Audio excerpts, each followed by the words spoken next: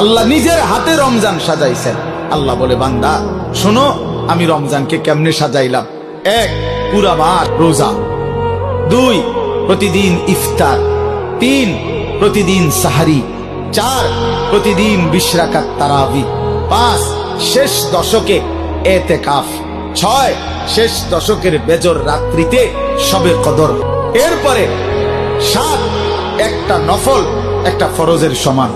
8, একটা ফরজ 70টা ফরজের সমান। 9, প্রথম দশক রহমত।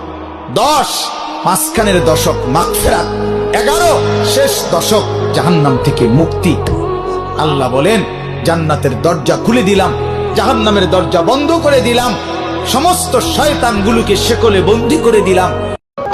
অল্প হায়াতে কাউকে ধোকা দিও না। মান গাসসা ফালাইসা মিন্নি।